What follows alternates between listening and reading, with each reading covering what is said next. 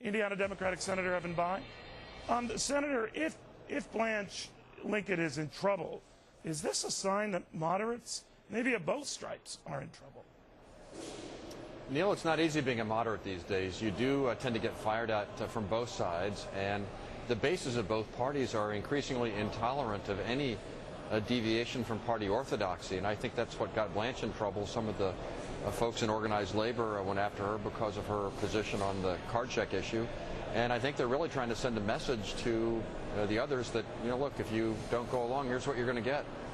What do you think of this whole litmus test idea, whether it's the service union workers who are giving Blanche Lincoln some hell in Arkansas, or on the other side of the ledger, the Republicans and the Tea Partiers who put a lot of Republicans through a litmus test of their own, saying, you have to be against the bailout, against this rescue, and on and on and on. What happens if each side then gets their respective winners on the extreme left, on the extreme right?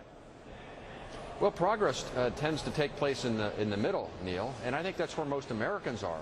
The irony is that the political process is tending to produce results on the far right and the far left, which leads to further gridlock, to answer your question. And in ordinary times, that might be okay, but with the kind of challenges that face America today, the real need to move forward to address the issues that we face, we can't afford gridlock. And so I'm afraid that we need to try and reconcile some of our differences, agree where we can, not just sell out, but at least try and get done those things where there is some common ground.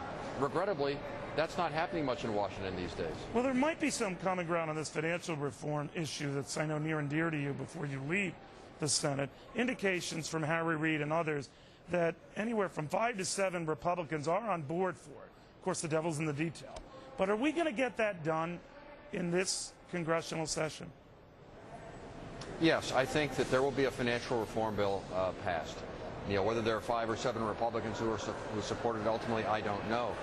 But that would certainly be an encouraging sign. It's very complicated. We're working our way through it.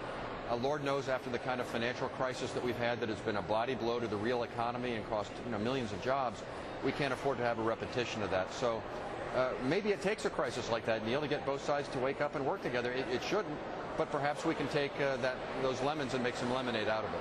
But I'm wondering what kind of lemonade we might be coming up with, sir. And to that end, we know now that Freddie and Fannie, the two housing lending agencies, will not be included in this financial reform.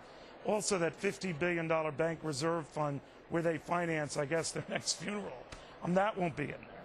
So what will? I mean, will this thing have any teeth in the end? And will it be addressing what many argue are the original culprits? As I said, Fannie and Freddie. Well, Neil, you may know this already, but you're speaking to one of only 2 Democrats who actually voted with Senator McCain for his amendment to begin the process of doing something about Fannie Mae and Freddie Mac. I do think that is a real soft spot in this legislation. It's a big problem that is just not being addressed, and I think we should address it. So I have a little bit different view on that. But look, no legislation is perfect, but to answer your question directly, I do think this will have some real teeth in terms of trying to stop too big to fail, in terms of putting into place a resolution mechanism to wind up organizations of that size that do get into trouble.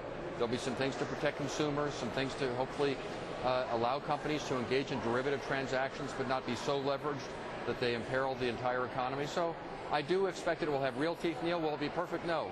There'll be things that you and I would look at and say, I wish that were in there? Yeah, I suspect there will. That's why we have to come back and continue to try and improve it in the future.